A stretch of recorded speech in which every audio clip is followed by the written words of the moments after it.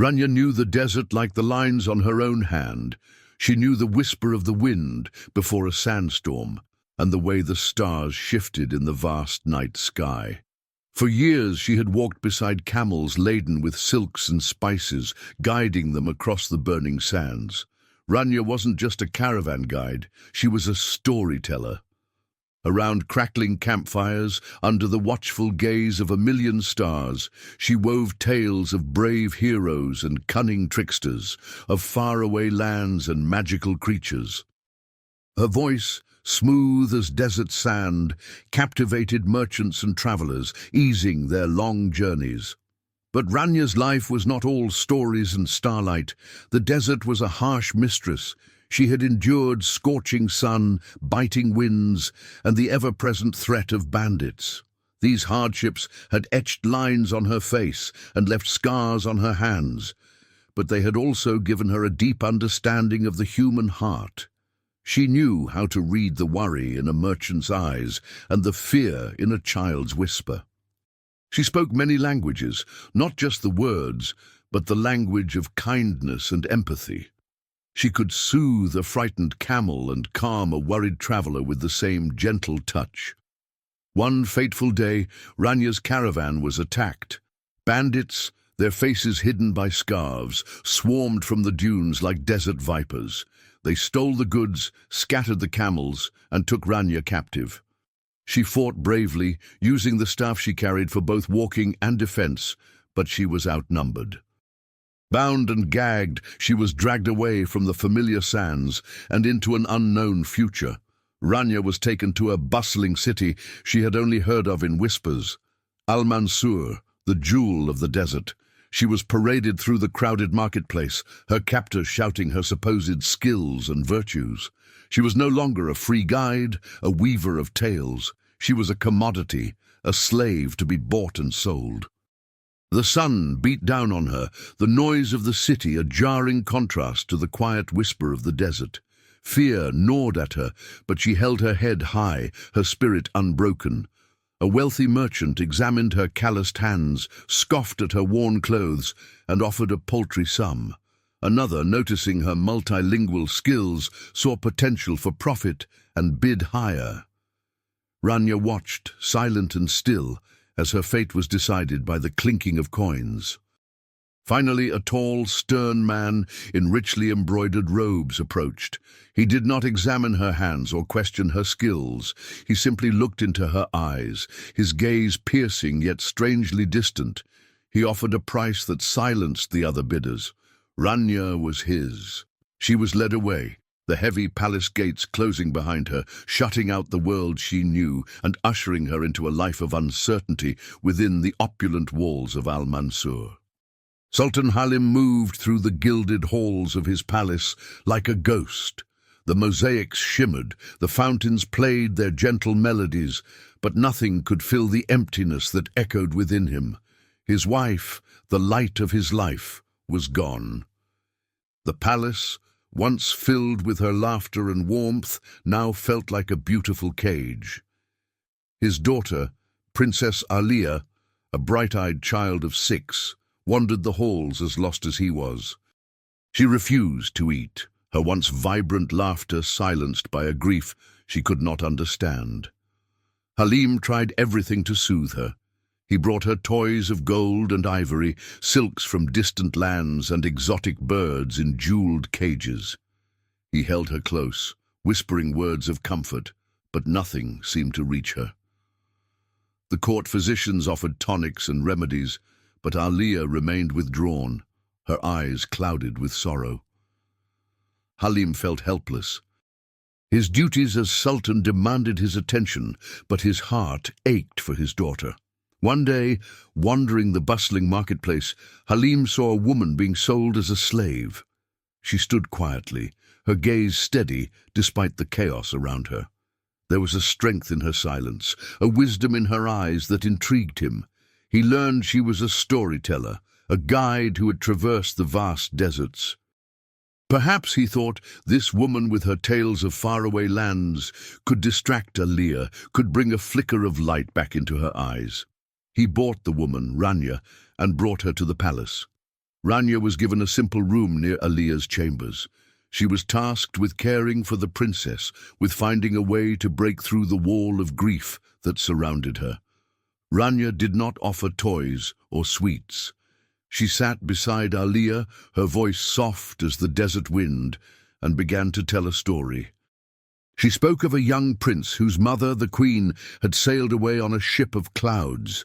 The prince was heartbroken, refusing to smile, refusing to play. Then, one day, a wise old owl told him that his mother's love was like the stars, always present even when unseen. The owl taught the prince to look for his mother's love in the beauty of the world around him, in the warmth of the sun and the whisper of the wind. Slowly, the prince learned to smile again, to find joy in the memory of his mother's love. Halim, passing by Aliya's room, paused at the sound of Rania's voice. He listened, unseen, as the story unfolded. He recognized the prince in his own daughter, saw his own grief reflected in the tale. He heard Aliya's soft sniffles turn into quiet sighs, then into a small, hesitant giggle as Rania described the owl's comical attempts to teach the prince to fly. When the story ended, Aliya, for the first time in weeks, asked for food. Halim stepped into the room. Rania rose, her head bowed respectfully. He looked at her, truly seeing her for the first time. He saw not a slave, but a woman of wisdom and compassion. He saw a glimmer of hope in his daughter's eyes. "Tell me another story," he said, his voice barely a whisper. "Tell me a story about hope." Rania's stories became a balm for Aliya's wounded heart. Each evening, Rania would sit beside the princess, her voice weaving tales of brave adventurers, mischievous jinn, and wise desert animals. Aliya, initially quiet and withdrawn, began to respond. She would ask questions about the characters, giggle at the funny parts, and even suggest her own ideas for the stories. The color returned to her cheeks, and her laughter, like the tinkling of wind chimes, once again filled the palace halls. Halim, drawn by the sound of his daughter's laughter, would often linger outside Aliya's room, listening unseen to Rania's tales. He found himself captivated not only by the stories themselves, but also by the gentle way Rania told them. He noticed the way she adapted her voice for each character, the way her eyes sparkled with the magic of the narrative. He was intrigued by her wisdom, her ability to find lessons of courage and resilience in even the simplest of tales. The palace had a small, secluded courtyard filled with pomegranate trees. Aliya loved to play there, and now, with Rania by her side, the courtyard became a place of laughter and light once more. Halim, seeking solace from the pressures of ruling, would often find himself drawn to the courtyard as well.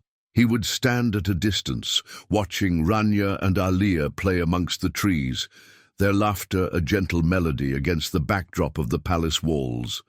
Sometimes their eyes would meet. Rania would lower her head respectfully, but Halim noticed a quiet strength in her gaze.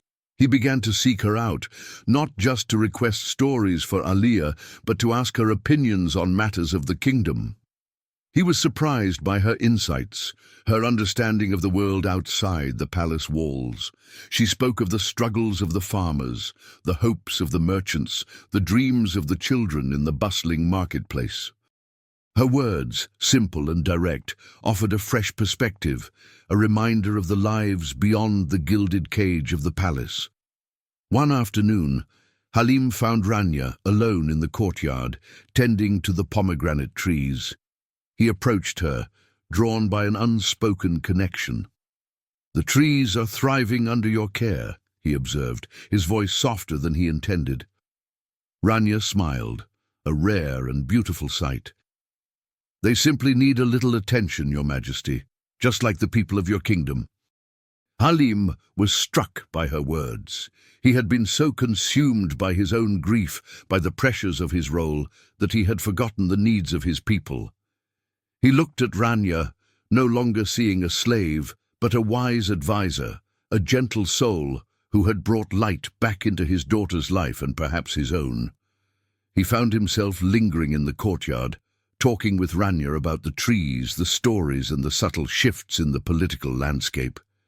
The sun dipped below the horizon, painting the sky in hues of orange and purple as they spoke. For the first time since his wife's death, Halim felt a flicker of warmth within his heart, a sense of connection that went beyond duty and obligation. He realized he was drawn to Rania, not just for her wisdom, but for the quiet strength and gentle compassion that radiated from her very being. Halim found himself increasingly drawn to Rania's stories. He would linger outside Alia's room, listening to the tales unfold. One evening, after Alia had drifted off to sleep, he entered her chambers. Rania rose, her head bowed. "Stay," Halim said, his voice quiet. "Tell me a story." Rania hesitated. "Of course, Your Majesty. What kind of story would you like to hear?" Halim sat on a low stool, the weight of his grief heavy upon him. "A story about loss," he said, the word catching in his throat. "A story about finding strength after loss." Rania looked at him, her gaze full of understanding. She began to tell a story of a desert nomad who lost his entire flock in a sandstorm. He wandered the dunes, lost and despairing, until he stumbled upon a single struggling sapling. He cared for the sapling, protecting it from the harsh sun and wind. As the sapling grew into a strong tree, so too did the nomad's spirit.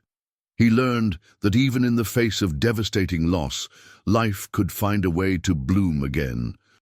Halim listened intently, recognizing his own struggles in the nomad's journey. When the story ended, a silence settled over the room. He looked at Rania, his eyes reflecting the flickering lamplight. "I, too, have lost much," he said, his voice barely a whisper. Rania nodded, her expression gentle. "Grief is a heavy burden, Your Majesty, but it does not have to crush us. It can also make us stronger, more compassionate." Halim found himself opening up to Rania, sharing the depth of his sorrow, the loneliness that haunted him since his wife's death. He spoke of his fears for Alia, his struggles to balance his duties as sultan with his desire to be a good father. Rania listened patiently, offering words of comfort and understanding. She told him stories of resilience and courage, tales of ordinary people overcoming extraordinary challenges. She spoke of the importance of community, of finding strength in shared experiences. Rania shared a story of a village ravaged by drought. The villagers, desperate and divided, began to blame each other for their misfortune. Then a young woman reminded them of their shared history, their common ancestors who had survived even greater hardships. She encouraged them to work together, to pool their resources and rebuild their community. Slowly, the village began to recover, not just from the drought, but from the divisions that had threatened to tear them apart. As Rania spoke, Halim felt a connection to her that went beyond their roles as sultan and slave. He saw in her a kindred spirit, someone who had faced hardship and emerged with a deep understanding of the human heart. He realized that in sharing his vulnerability, he had also found a source of strength. The weight of his grief did not disappear, but it felt lighter, shared. The emptiness within him began to fill with a sense of hope, a belief that even in the darkest of times, there was still the possibility of finding light, of finding connection, of finding a way to heal. The palace of Al-Mansur began to stir with a new energy. Alia, once a shadow flitting through the halls, now chased butterflies in the sunlit courtyards, her laughter echoing like wind chimes. She peppered Rania with questions, her curiosity rekindled by the stories and the gentle encouragement she received. Halim, witnessing this transformation, felt a warmth bloom in his chest he hadn't felt since his wife's passing. He started joining Alia and Rania in the courtyard, listening to their conversations, their shared laughter a soothing balm to his wounded spirit. Ranya's influence extended beyond the princess's chambers and the pomegranate courtyard. Halim, recognizing her wisdom, began to seek her counsel on matters of the kingdom. He found her perspective refreshing, unburdened by the complexities and formalities of court life. She spoke plainly, offering insights into the lives of the common people, the merchants, the farmers, the artisans. She reminded him of the hardships faced by those outside the palace walls, of the importance of fairness and compassion in his rule. One morning, Halim was troubled by a dispute between two prominent merchants. Each claimed ownership of a valuable caravan of spices. The advisors debated, citing laws and precedents, but Halim felt none of their arguments addressed the heart of the matter. He summoned Rania. She listened quietly as the merchants presented their cases, their voices rising in anger and frustration. When they finished, Rania asked a simple question: "What will happen to the spice caravan while you argue?" The merchants paused, taken aback by the question. Rania continued, "The spices will lose their potency, their value will diminish. The people who rely on those spices will suffer." She then proposed a solution: divide the caravan equally, allowing both merchants to profit while ensuring the spices reach the market quickly. The merchants, initially resistant, agreed. Halim, impressed by Rania's practical wisdom, realized that true leadership was not about enforcing laws, but about finding solutions that benefited all. He began to include Rania in his daily meetings, valuing her perspective on matters of trade, agriculture, and even justice. The court advisors, accustomed to the rigid hierarchies of palace life, were surprised, even a little resentful, of Rania's growing influence. But Halim found her counsel invaluable. He realized that Rania, though a slave in name, possessed a wisdom and understanding that surpassed many of his most trusted advisors. Halim found himself seeking out Rania's company, not just for her advice, but for her calming presence. He would spend hours in the courtyard, listening to her stories, discussing the concerns of the kingdom, and simply enjoying the quiet companionship. He began to rediscover the simple pleasures he had forgotten in his grief: the warmth of the sun on his face, the fragrance of the pomegranate blossoms, the sound of Alia's laughter. He began to heal, not just as a sultan, but as a man. Life in the palace, once shrouded in sorrow, began to blossom anew, filled with a sense of hope and renewal that radiated outwards, touching the lives of everyone within its walls.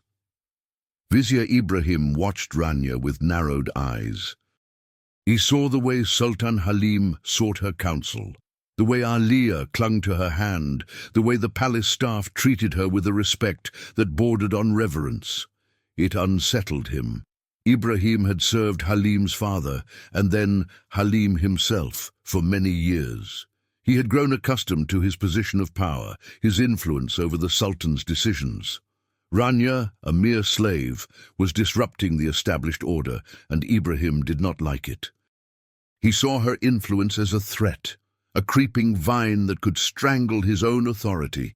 He knew Halim was a man of deep emotion, easily swayed by sentiment. The vizier had used this to his advantage in the past, subtly guiding Halim's decisions to align with his own ambitions.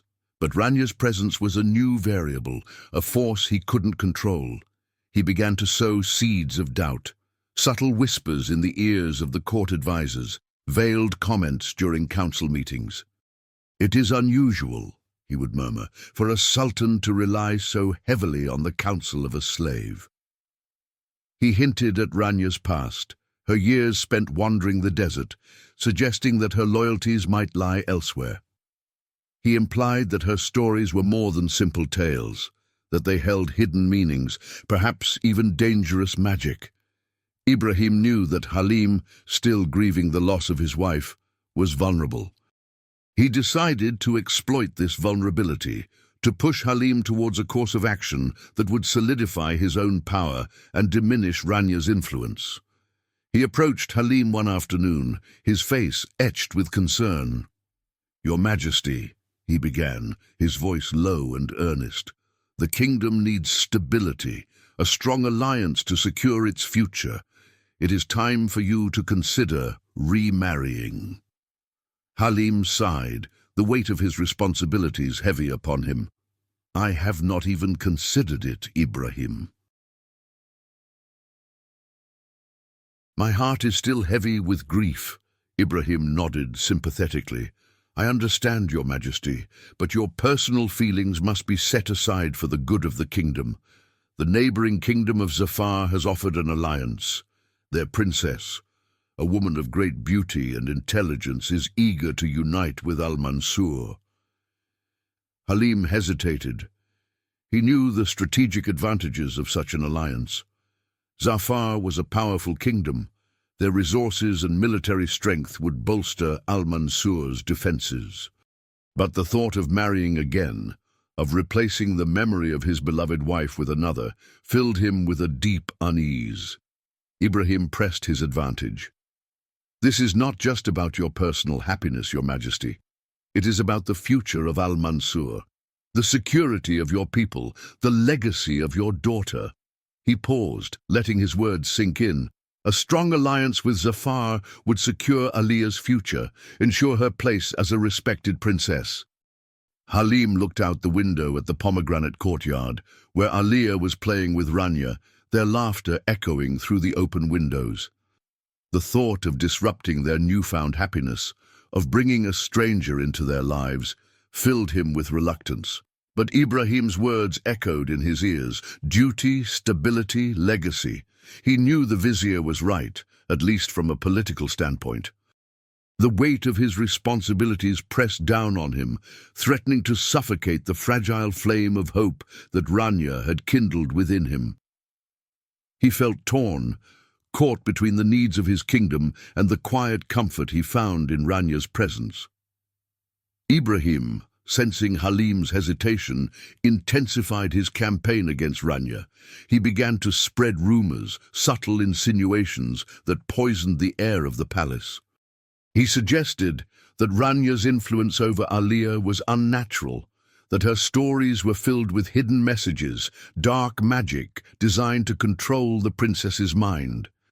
He hinted that Rania's knowledge of so many languages was a sign of dealings with jinn, dangerous spirits that could grant power but demanded a heavy price. He confided in the palace guards, the servants, even some of the lower-ranking advisors, planting seeds of fear and suspicion. "Have you noticed," he would whisper, "how the princess only listens to Rania, how she refuses to be comforted by anyone else?" He implied that Rania was using her storytelling to manipulate Aliya, to turn her against her father. He even suggested that Rania's scars were not from her time in the desert, but from a pact made with dark forces. The rumors, like tendrils of smoke, spread through the palace, tainting the atmosphere of trust and goodwill that Rania had cultivated. The servants, once eager to assist her, now hesitated, their eyes filled with apprehension. The guards, once respectful, now watched her with suspicion. Even Aliya, sensing the shift in the palace's mood, began to cling more tightly to Rania, her laughter becoming less frequent, her eyes clouded with a new kind of fear. Ibrahim, satisfied with the effect of his whispers, decided to present Halim with a tangible alternative to Rania, a solution that would solidify the kingdom's political standing and, in his mind, rid the palace of the storyteller's unsettling influence. He arranged for a portrait of Princess Safia of Zafar to be brought to Halim. The portrait depicted a young woman with striking features, adorned in jewels and silks, her expression regal and composed. "Princess Safia," Ibrahim announced, presenting the portrait with a flourish, "is renowned for her beauty, her intelligence, and her diplomatic skills.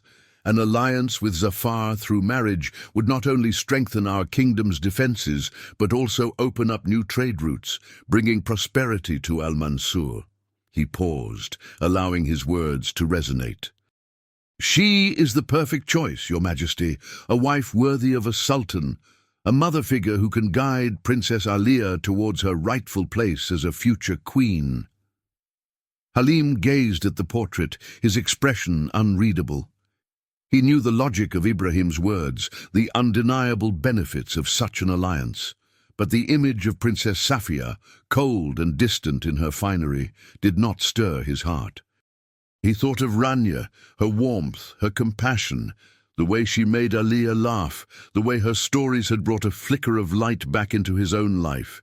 He felt the familiar tug of war within him, the conflict between duty and desire, between the needs of his kingdom and the quiet longing of his heart. Halim found himself increasingly avoiding the pomegranate courtyard. He no longer lingered outside Alia's room, listening to Rania's stories. He immersed himself in the affairs of state, poring over trade agreements and military reports, seeking refuge in the familiar routine of his duties. He knew Ibrahim was watching him, waiting for him to make a decision. He knew the pressure was mounting, the weight of his responsibilities pressing down on him, yet he couldn't bring himself to fully embrace the idea of marrying Princess Safia. Her image, elegant and regal in the portrait, remained a distant, cold figure, unable to touch the quiet warmth that Rania had kindled within him. He missed the sound of Rania's voice, the way she could weave tales of courage and resilience from the simplest of events. He missed the gentle way she interacted with Alia, the way she could draw laughter from the princess with a simple story or a playful game. He missed the quiet conversations they shared in the courtyard, the way she spoke of the world outside the palace walls, reminding him of the lives and struggles of his people. He missed her wisdom, her insights, her calming presence. But the rumors Ibrahim had spread had taken root in his mind, like weeds choking a flowering plant. He found himself questioning Rania's motives, wondering if her kindness was a facade, a clever manipulation designed to gain his favor. He remembered the stories she told, the tales of powerful viziers who used their influence to control their rulers, the stories of innocent people falsely accused of witchcraft and sorcery. He wondered if those stories were meant as warnings, veiled accusations directed at Ibrahim, or perhaps even at himself. He began to observe Rania with a new sense of scrutiny, searching for signs of deceit, for evidence of the dark magic Ibrahim had whispered about. He found nothing but the same gentle kindness, the same quiet strength he had always admired, yet the doubt lingered, fueled by Ibrahim's constant insinuations. He felt a growing distance between himself and Rania, a chasm created not by any action on her part, but by the fear and uncertainty that had taken root within his own heart. One evening, Alia came to him, her eyes filled with tears. "Father," she cried, "why don't you come to the courtyard anymore? Why don't you listen to Rania's stories?" Halim held his daughter close, his heart aching for the pain he saw in her eyes. He wanted to tell her the truth, to confess his confusion, his fear of making the wrong decision, but the words wouldn't come. Instead, he murmured empty platitudes about being busy with affairs of state, about the importance of his duties as sultan. Alia pulled away, her gaze searching his face. "But you used to smile, father," she whispered. "You used to laugh when Rania told her stories. Now you just look sad." Her words struck him like a physical blow. He realized how much he had changed, how much he had withdrawn into himself since his wife's death. He had allowed his grief, his fear, and Ibrahim's manipulations to cloud his judgment, to create a barrier between himself and the very people who had brought light back into his life. He looked at his daughter, at the innocence and wisdom in her eyes, and knew he had to make a choice. He had to decide whether to succumb to the pressures of duty and politics or to follow the quiet whisper of his heart, the whisper that drew him towards the warmth and compassion he found in Rania's presence. The fate of his kingdom, and perhaps his own happiness, hung in the balance. Rania felt the shift in the palace atmosphere like a change in the desert wind. The warmth that had blossomed since her arrival had begun to chill. The smiles of the servants became strained, their glances averted. The guards, once respectful, now watched her with open suspicion. Even Aliyah, her bright spirit dimmed, clung to Rania with a new kind of fear. Rania knew with a certainty born of experience that someone was working against her, poisoning the well of goodwill she had carefully cultivated. She suspected Vizier Ibrahim. She had seen the way he watched her during the council meetings. His eyes narrowed, his lips curled into a thin, disapproving line. She had heard whispers of his ambition, his desire to control the Sultan's decisions. Rania knew she needed to act, to find allies within the palace walls, before Ibrahim's whispers turned into shouts of accusation. She began to observe the palace staff more closely, searching for a crack in the wall of suspicion that had been built around her. She noticed a young servant girl, Nadia, who often lingered near the pomegranate courtyard, her eyes filled with a mixture of curiosity and concern. Nadia was responsible for tending the palace gardens, and Rania often found her humming softly to the flowers, her gentle touch bringing life and color to the carefully manicured beds. One afternoon, Rania approached Nadia, offering her a small, intricately carved wooden bird she had kept from her caravan days. "This reminds me of the desert larks," Rania said, her voice soft. "They sing the most beautiful songs at sunrise." Nadia's eyes widened in surprise, then softened with gratitude. "It's beautiful," she whispered, her fingers tracing the delicate carvings. Rania smiled. "I thought it might bring you some joy, Nadia. You seem to have a kind heart." Nadia blushed, then looked around nervously, as if afraid of being seen talking to Rania. "The vizier, he doesn't like you," she mumbled, her voice barely audible. Rania nodded, her expression calm. "I know. Do you know why?" Nadia hesitated. Then, as if emboldened by Rania's gentle demeanor, she spoke quickly, her words tumbling over each other. "He says you're a witch, that you use magic in your stories to control the princess. He says you're dangerous, that you're trying to influence the Sultan." Rania listened patiently, her gaze steady.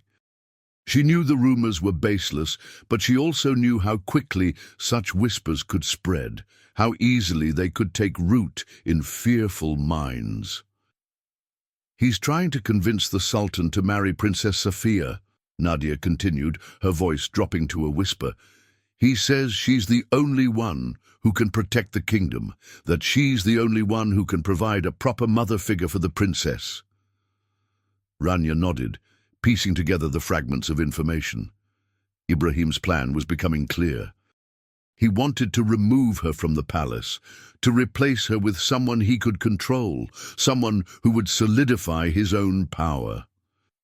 She looked at Nadia, seeing the genuine concern in her eyes. "Thank you, Nadia," she said, her voice filled with gratitude. "You have been very brave to tell me this." Nadia looked down, her fingers twisting the small wooden bird in her hands.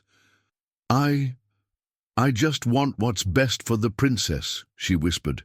"She's been so much happier since you came." Rania smiled, a genuine smile that reached her eyes. She had found her ally, a small but vital spark of hope in the growing darkness of the palace intrigue. With Nadia's help, Rania knew she could begin to unravel Ibrahim's web of lies, to expose his manipulations and protect the fragile happiness she had helped to create. Rania knew she couldn't confront Ibrahim directly. He was too powerful, his influence over Halim too deeply rooted. She needed a different approach, a subtle way to plant seeds of doubt in Halim's mind, to make him question Ibrahim's motives. And she knew just the tool to use: her stories. Every evening, as she sat beside Aliyah, weaving tales of faraway lands and magical creatures, Rania began to subtly alter her narratives. She still told stories of brave heroes and cunning tricksters, But now, woven into the fabric of her tales, were threads of a different kind.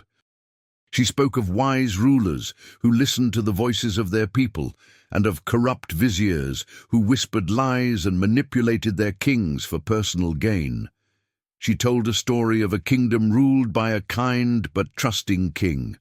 The king had a vizier who, at first, seemed wise and loyal, but slowly the vizier began to isolate the king, whispering tales of disloyalty and rebellion amongst the king's advisors.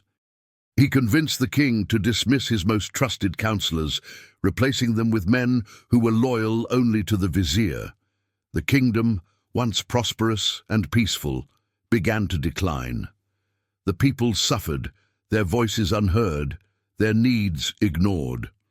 Finally, a young shepherd boy, brave and clever, managed to reach the king and reveal the vizier's treachery.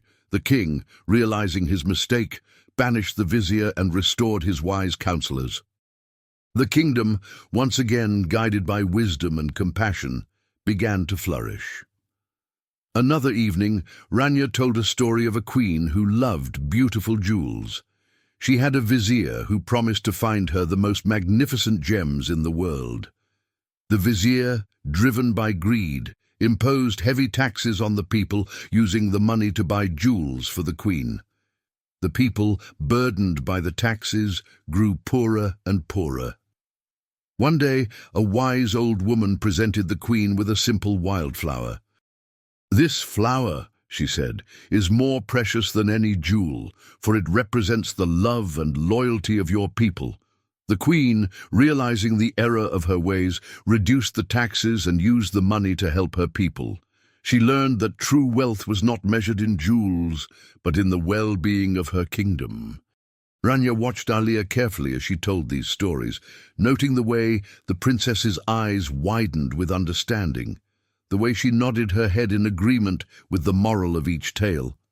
She knew that Alia, though young, was intelligent and perceptive. She hoped that the messages woven into her stories would reach Halim's ears, that they would plant a seed of doubt in his mind, a question about the true nature of Ibrahim's advice. She knew she was taking a risk.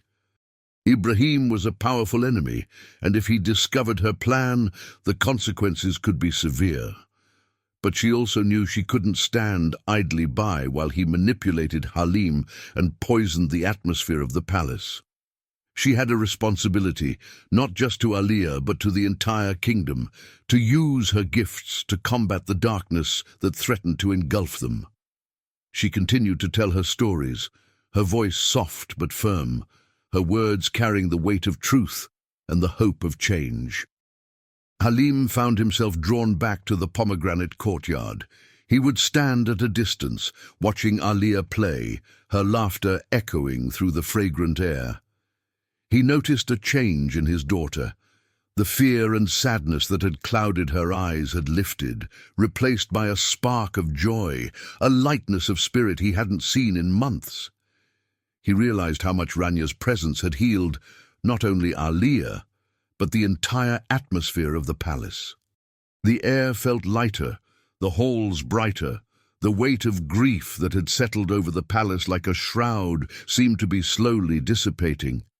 He remembered the stories Rania told Alia, the tales of wise rulers and corrupt advisors.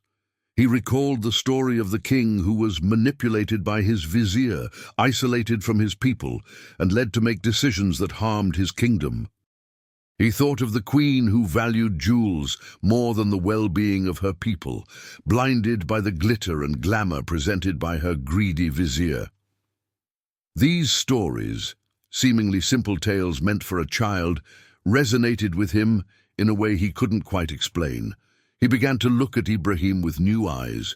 He recalled the vizier's insistence on the marriage alliance with Zafar, his subtle criticisms of Rania, his whispered rumors about witchcraft and manipulation. He remembered how Ibrahim had subtly steered his decisions since his wife's death, always presenting options that seemed to benefit the kingdom, but somehow also strengthened the vizier's own position of power. A seed of doubt, planted by Ranya's stories, began to sprout in Halim's mind. He started to pay closer attention to Ibrahim's advice, questioning his motives, looking for the subtle manipulations he had previously overlooked. He began to ask his other advisors for their opinions, bypassing Ibrahim, seeking alternative perspectives.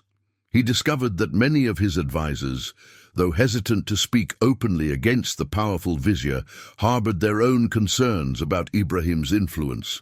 He requested the royal treasurer's records, examining the kingdom's finances for the past few years.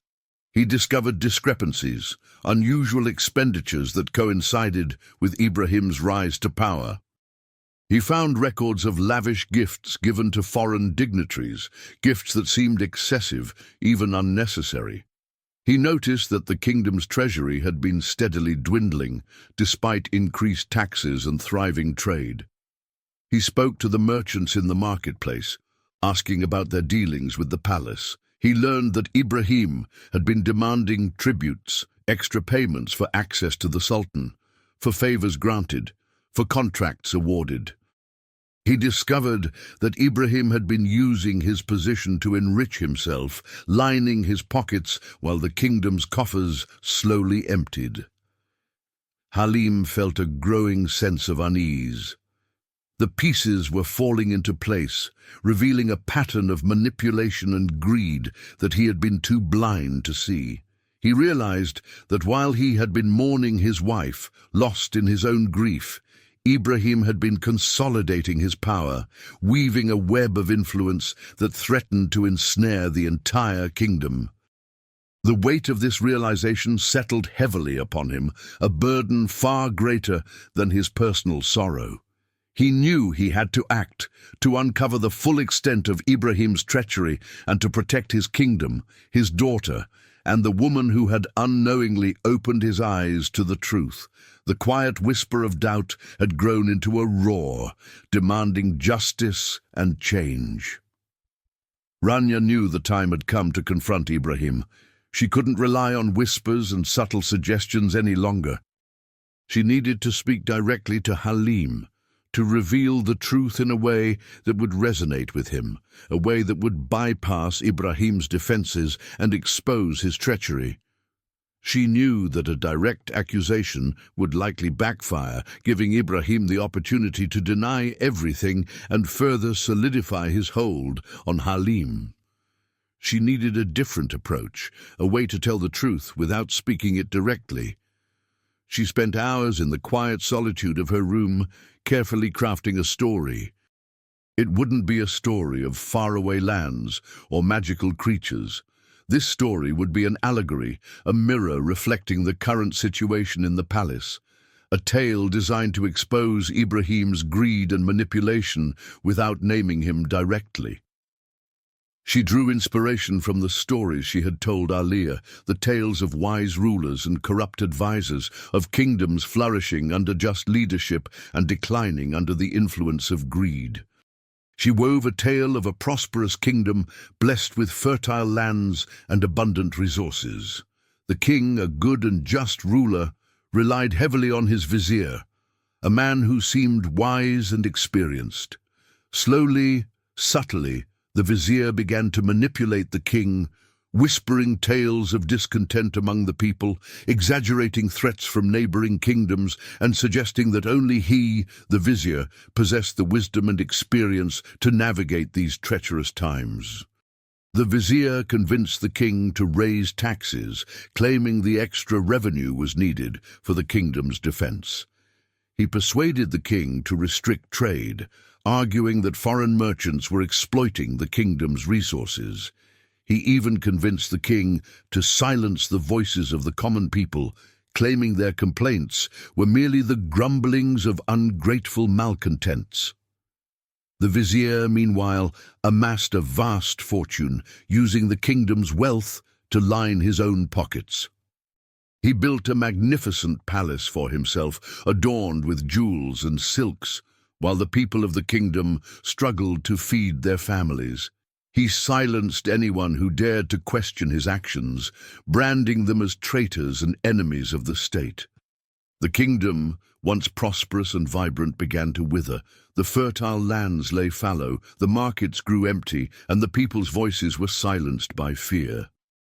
The king, isolated in his palace, surrounded by the vizier's loyalists, remained oblivious to the suffering of his people.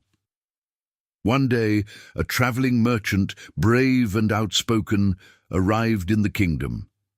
He saw the poverty, the fear, the silence that had fallen over the land. He sought an audience with the king, and despite the vizier's attempts to block him, he managed to reach the throne room. The merchant told the king a simple story, a story of a farmer who entrusted his crops to a greedy steward. The steward, instead of caring for the crops, hoarded them for himself, letting them rot while the farmer and his family starved. The king, listening to the merchant's story, finally understood the truth. He saw the parallels between the story and his own kingdom. The farmer representing himself, the greedy steward representing his vizier. The king confronted the vizier, exposing his treachery. He dismissed the corrupt officials, reduced the taxes, and reopened the channels of trade. He listened to the voices of his people, learning from their experiences and working with them to rebuild the kingdom. Slowly, the kingdom began to recover, the fields once again yielding bountiful harvests, the markets buzzing with activity, and the people's voices rising in songs of hope and gratitude. Rania finished crafting her story, carefully memorizing each word, each nuance, each carefully placed metaphor. She knew this story was her most powerful weapon, a tool that could either expose Ibrahim's treachery or seal her own fate. She prayed for courage, for wisdom, for the strength to speak truth to power, knowing that the fate of the kingdom, and perhaps her own, rested on the words she was about to speak. She was ready. The grand council chamber of Al-Mansur buzzed with hushed whispers. Sunlight streamed through the arched windows, illuminating the intricate mosaics and the richly dressed figures gathered around the long, polished table. Sultan Halim sat at the head of the table, his expression grave. Vizier Ibrahim stood beside him, his posture confident, his eyes sweeping over the assembled councillors. The topic of the day was Halim's proposed marriage to Princess Safia of Zafar. Ibrahim began the proceedings, outlining the strategic advantages of the alliance, the benefits to the kingdom's security and prosperity. He spoke of Princess Safia's beauty and intelligence, her suitability as a future queen.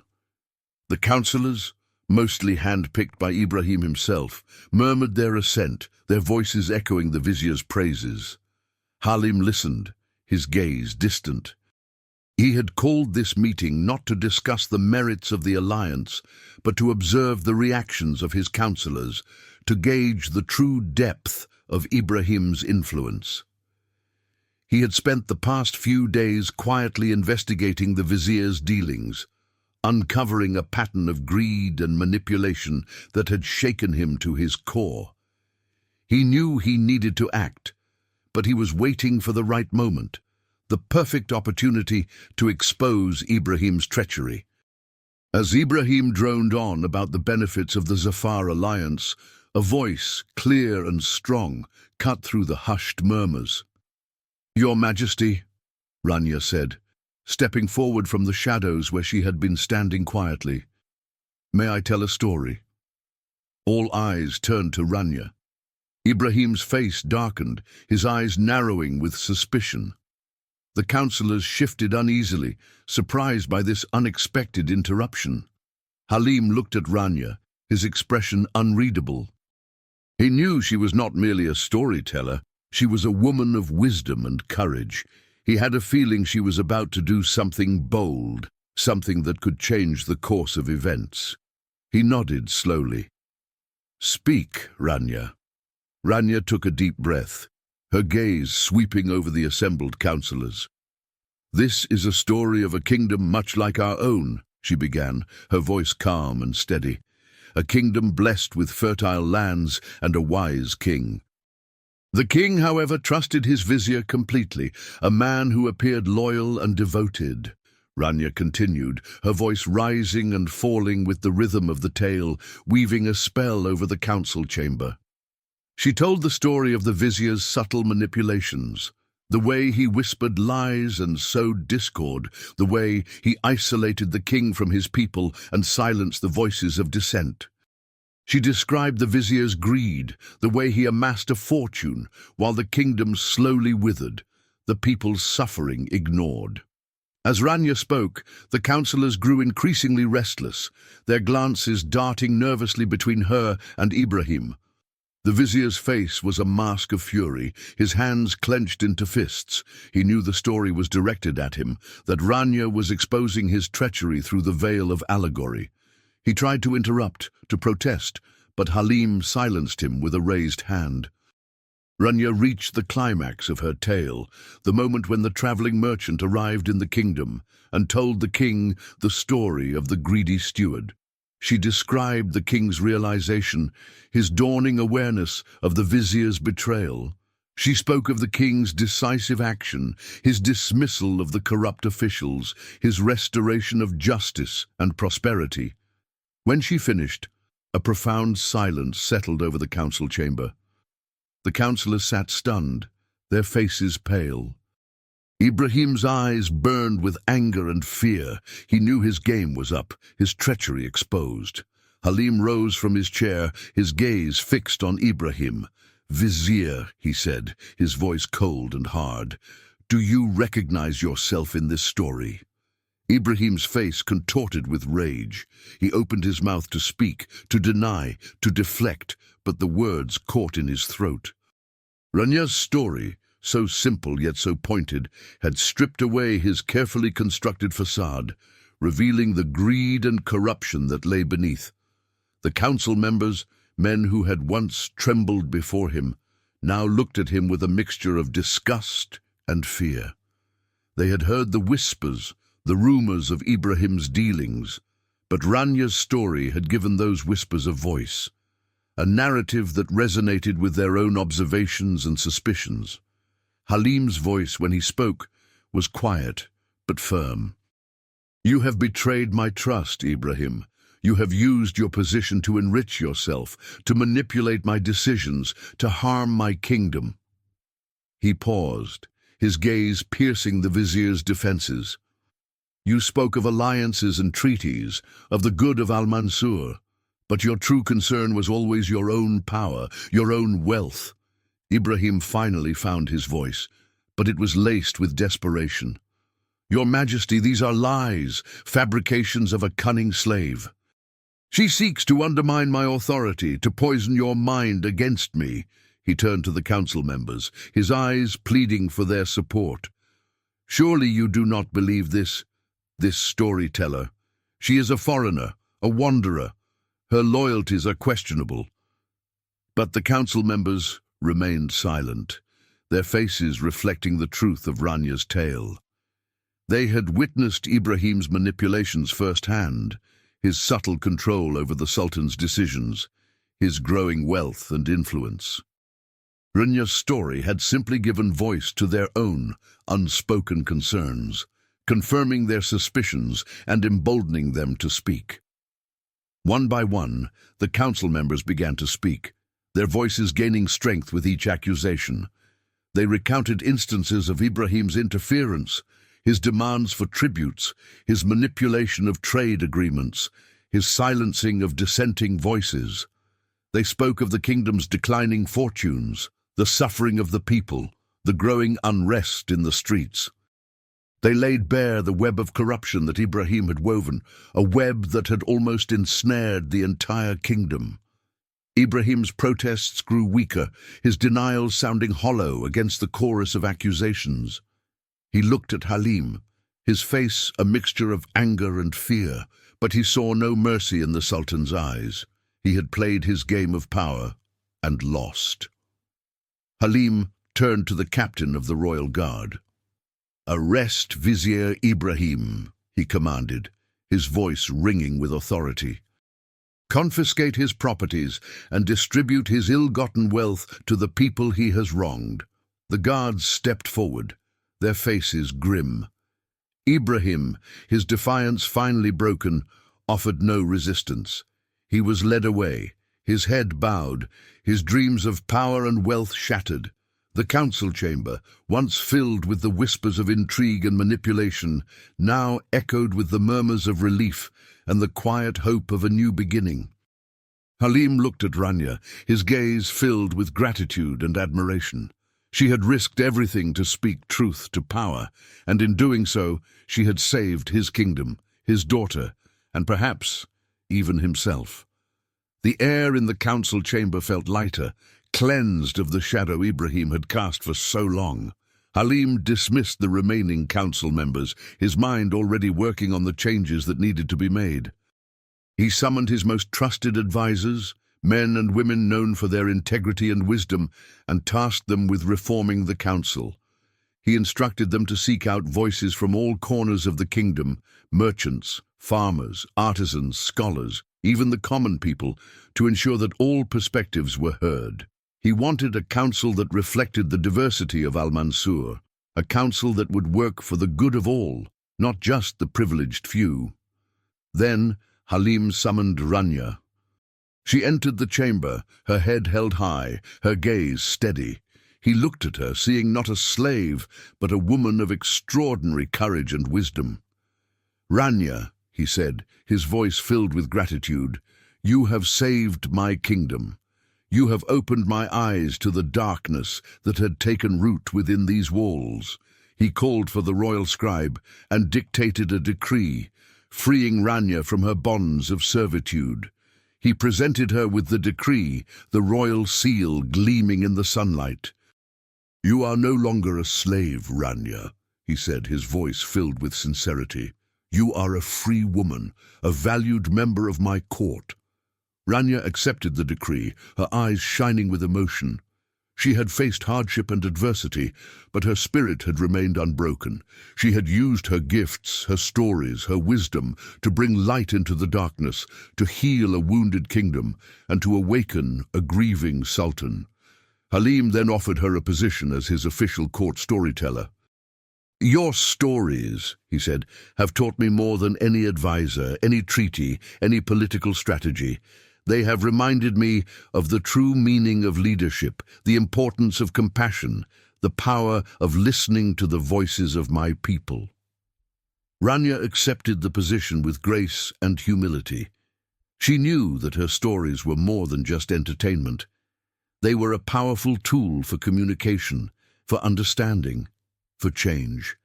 She would use her gift to continue to guide and advise Halim, to ensure that the kingdom of Al-Mansur flourished under his just and compassionate rule.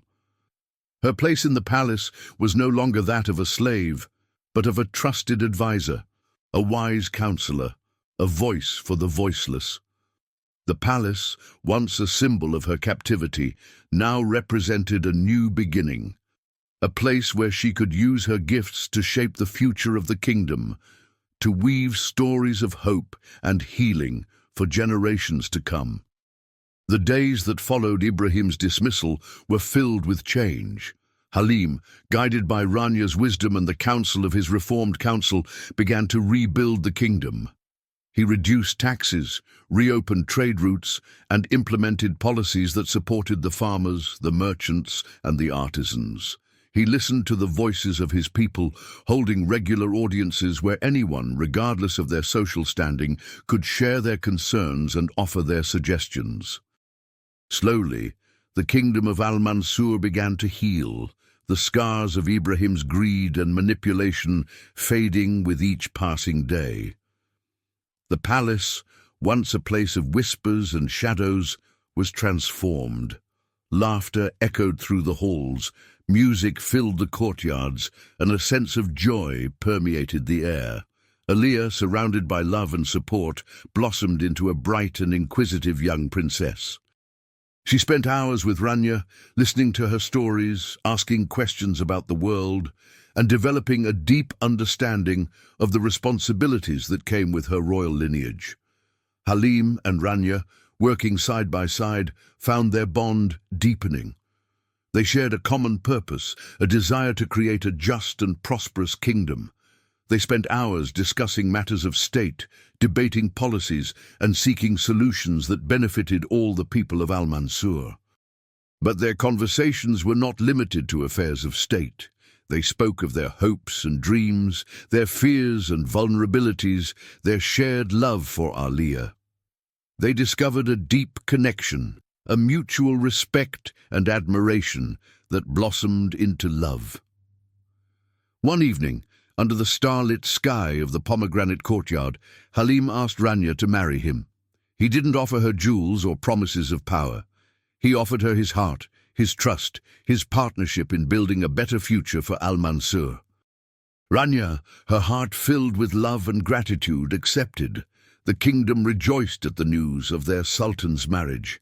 They had witnessed his grief, his withdrawal, his vulnerability. Now they saw him laugh, truly laugh, for the first time in years. They saw the love in his eyes when he looked at Rania, the way he held Aliyah close, the way he listened to the voices of his people. They knew that their sultan had found happiness again, and that happiness radiated outwards, touching the lives of everyone in the kingdom. The wedding was a grand celebration, a festival of joy and renewal. Music filled the air, dancers twirled in vibrant silks, and the tables overflowed with delicacies from every corner of the kingdom. But the most precious moment was the quiet exchange of vows between Halim and Rania, a promise of love, respect, and partnership, a commitment to building a future filled with hope and compassion. Years passed. Aliyah grew into a strong and wise young woman, guided by the love of her parents and the wisdom of Rania's stories. One evening, as the sun dipped below the horizon, painting the sky in hues of orange and purple, Rania sat in the pomegranate courtyard, Aliyah and Halim beside her. "Tell us a story, mother," Aliyah requested, her eyes shining with anticipation. Rania smiled, her gaze encompassing her husband and daughter, her heart filled with love. She began to tell a story of a kingdom ruled by a wise and compassionate sultan, a sultan who had learned the true meaning of leadership from a storyteller, a woman who had captured his heart with her wisdom, her courage, and her enduring love. As Rania's voice wove the tale, Halim and Aliyah listened intently, their faces reflecting the warmth of the setting sun, the love that bound them together, and the enduring power of stories to heal, to inspire, and to illuminate the path towards a brighter future.